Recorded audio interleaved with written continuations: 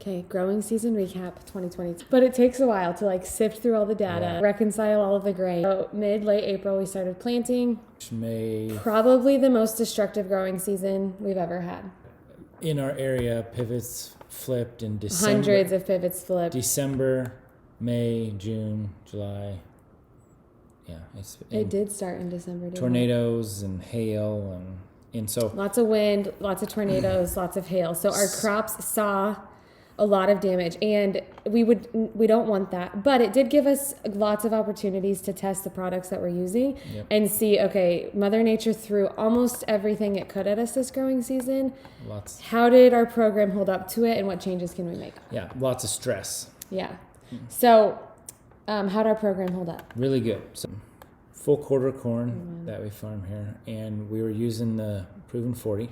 So in this particular spot here, here's the hybrid. We've got 13 acres outlined. That's the average, 298 average yield. So then down here, I'm running a Nature's Impulse starter. And then on top here, you can see this is the Nature's Impulse with Pivot Bio. So then you move over here to average yield. There's 6 acres, 7 acres. So it's a really close acre to acre test. A really good test because same hybrid. Only thing different is Pivot Bio was on those 7 acres and not here. And we saw a 6 bushel difference. Now what's cool with that is I also, in this particular spot, I put 40 less pounds of nitrogen on and I yielded 6 bushels better.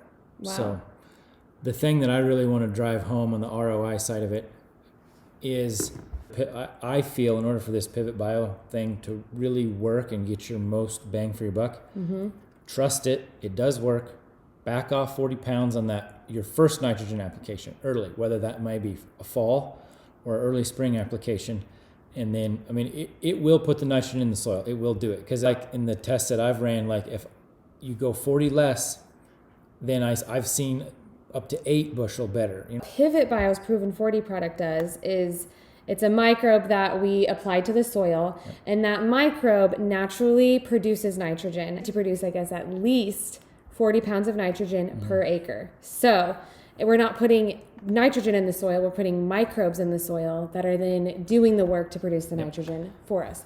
And the soil liked it, the plants liked it. We had great data from it. And I've seen a nice yield bump by just having multiple ways for the plant to get nitrogen. Sure. So, but like I said, the thing I want to drive home is if anybody that is trying it, do back off the 40 pounds up front, your very first application. And I've seen some really, I mean, that's saving you $40 an acre.